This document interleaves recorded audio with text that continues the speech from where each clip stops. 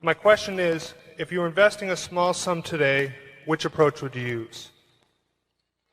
Well, I would use the approach that I think I'm using now of trying to search out businesses that where I think they're selling at the lowest price relative to the discounted cash they would produce in the future.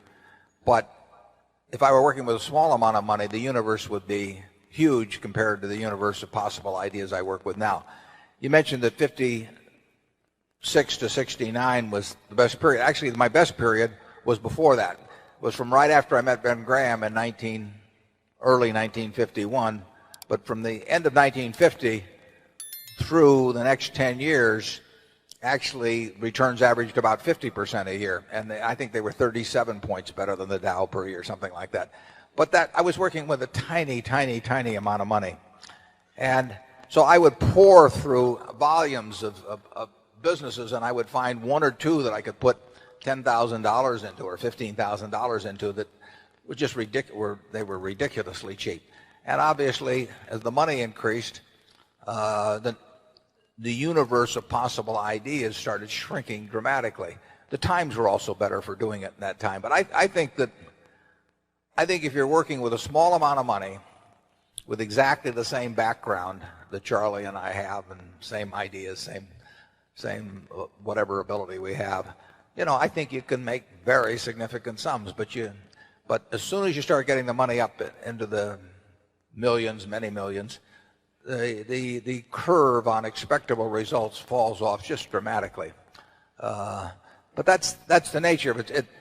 You've got to, when you get up to things you can put millions of dollars into, you've got a lot of competition looking at that, and they're not looking as I did when I started. When I started, I went through the pages of the manuals page by page. I mean, I probably went through 20,000 pages in the Moody's Industrial, Transportation, Banks, and Finance manuals.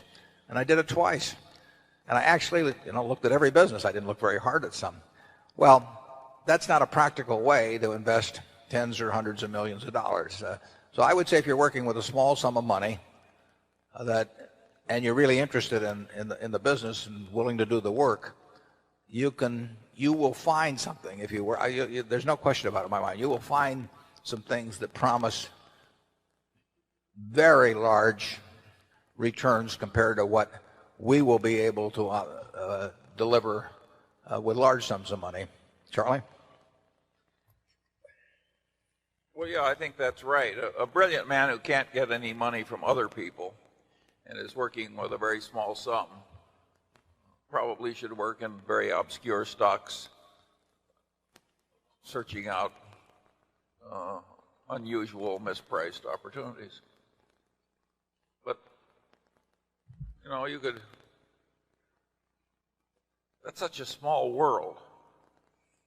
It may be a way for one person to come up, but it's a long slog.